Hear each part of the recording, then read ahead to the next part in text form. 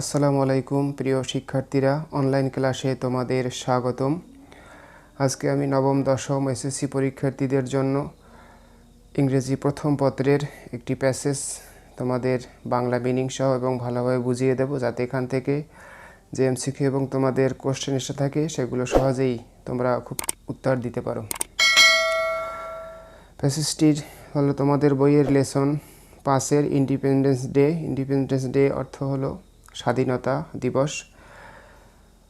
26 March our independence day, অর্থাৎ 26শে March হলো স্বাধীনতা দিবস। Is the biggest state festival.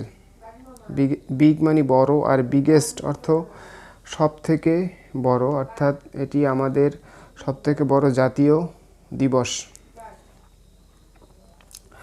The day is, এই দিন, ইজ সেলিব্রেটেড। সেলিব্রেটেড মানে উদযাপন করা হয়। এভরি ইয়ার, প্রতি বছর। ইন দ্য কান্ট্রি, আমাদের দেশে। উইথ গ্রেট ইনথুসিজম অ্যান্ড ফেভার, প্রবল উৎসাহ উদ্দীপনা নিয়ে প্রতি বছর এই দিনটি উদযাপন করা হয়। ইনথুসিজম শব্দের অর্থ প্রবল কৌতূহল বা উদ্দীপনা, ফেভার উৎসাহ।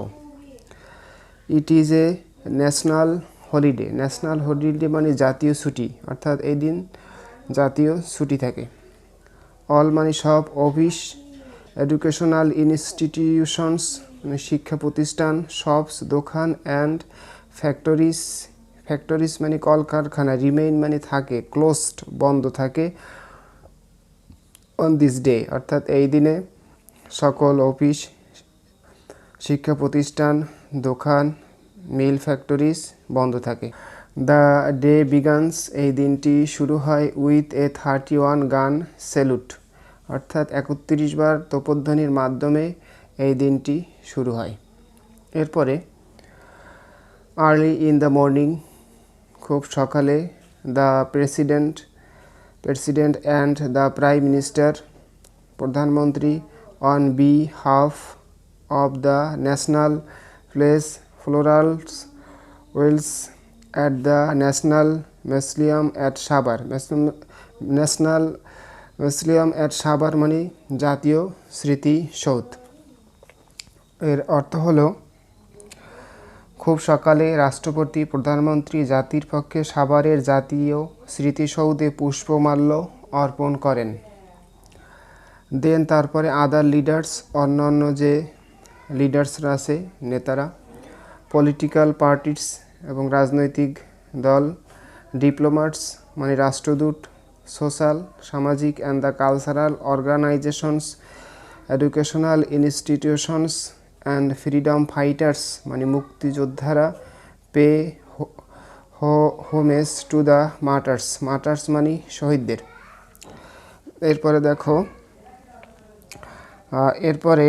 অতঃপর কূটনৈতিক, রাজনৈতিক সংগঠন, সামাজিক ও সাংস্কৃতিক সংস্থাসমূহ এবং মুক্তিযোদ্ধারা শহীদদের প্রতি সম্মান প্রদর্শন করে। People from all walks of life also go there in rallies and processions. শোভাযাত্রা এবং মিছিল। শোভাযাত্রা এবং মিছিল, সর্বস্তরের জনসাধারণ মিছিল ও শোভাযাত্রা নিয়ে সেখানে আসে।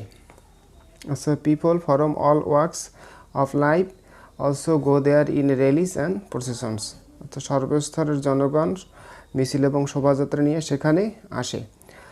There are many cultural programmes, এদিন অনেক সাংস্কৃতিক প্রোগ্রাম থাকে। Throughout the day, highlighting the heroic struggle, সংগ্রাম। অ্যান্ড দ্য স্যাক্রিফাইস মানে আত্মত্যাগ করছে যারা। ইন 19th century 71, 1971 সালে। 1971 সালের বীরত্বপূর্ণ সংগ্রাম ও ত্যাগের কথা স্মরণ করে সারাদিনই বিভিন্ন ধরনের সাংস্কৃতিক অনুষ্ঠান অনুষ্ঠিত হয়। এরপরে দেখো, in Bangabandhu national stadium, madrasa children, scouts and the girl guides take part মানে অংশগ্রহণ করে। In various displays to entertain thousand of spectators মানে দর্শকদের, হাজার হাজার দর্শকদের সামনে কী করে, বঙ্গবন্ধু জাতীয় স্টেডিয়ামে মাদ্রাসার ছাত্ররা স্কাউটস এবং গার্ল গাইডস টেক পার্ট অংশগ্রহণ করে, নানা ধরনের ডিসপ্লে তারা প্রদর্শন করে থাকে এই স্বাধীনতা দিবস উপলক্ষে। Educational institution also organised their individual programmes. Individual মানে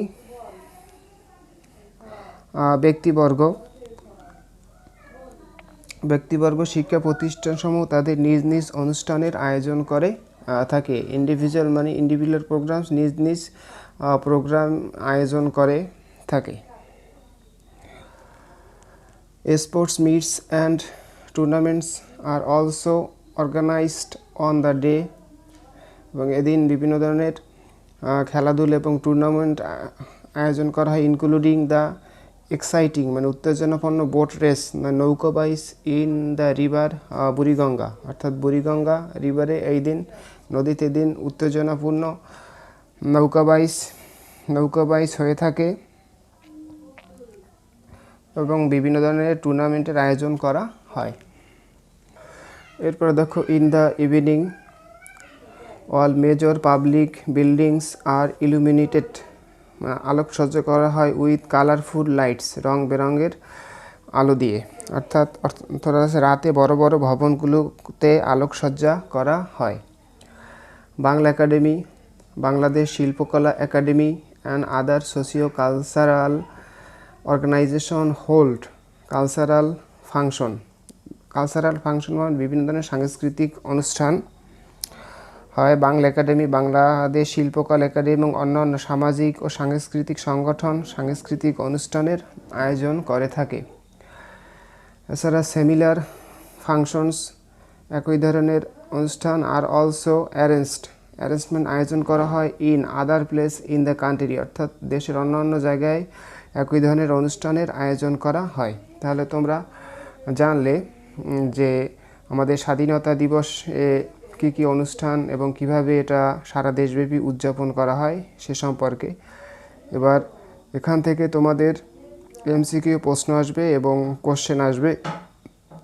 যদি তোমরা এই ইন্ডিপেন্ডেন্স ডে প্যাসেজটি সঠিকভাবে বুঝে থাকো তাহলে সেই প্রশ্নগুলোর অ্যান্সার খুব সহজেই তোমরা দিতে পারবে। এখানে কিছু নমুনা প্রশ্ন আসো এবার সেগুলো আমি সলিউশন করে দিই। এখানে দেখো, চুজ দ্য বেস্ট অ্যান্সার, অর্থাৎ সঠিক অ্যান্সারটা বের করো। Hour biggest state festival is, অর্থাৎ আমাদের সবথেকে বড় জাতীয় উৎসব কি।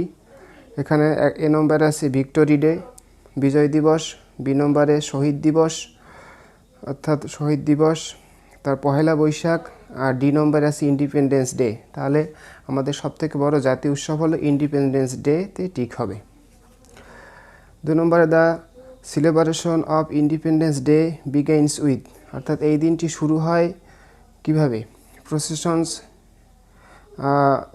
মিছিল শোভাযাত্রার মাধ্যমে। বি নম্বরে আছে গান স্যালুটের মাধ্যমে। সি নম্বরে আছে প্লেসিং ওয়েস অ্যাট দ্য ন্যাশনাল মিউজিয়াম, অর্থাৎ জাতীয় স্মৃতিসৌধে পুষ্পমাল্য অর্পণের মাধ্যমে। ডি নম্বর আছে প্যারেড।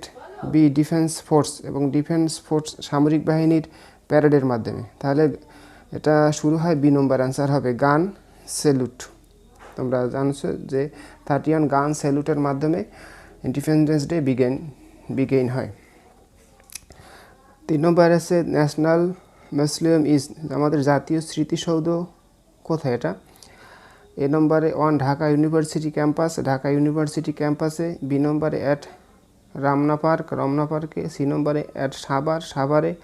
ডি নম্বরে নিয়ার ঢাকা মেডিকেল কলেজ। তাহলে আমরা বলছি যে national museum is at Savar, অর্থাৎ এটা সাভারে অবস্থিত। তাহলে সি নম্বর অ্যান্সার হবে। এভাবে তোমরা যদি প্যাসেজটা বুঝো তাহলে খুব সহজেই তোমরা অ্যান্সার করতে পারবে। আশা করি ক্লাসটা তোমাদের অনলাইন ক্লাসটি তোমাদের খুব উপকারে আসবে। পরবর্তী ক্লাস দেখার আমন্ত্রণ রইল। সবাই ভালো থাকো, সুস্থ থাকো। আল্লাহ হাফেজ।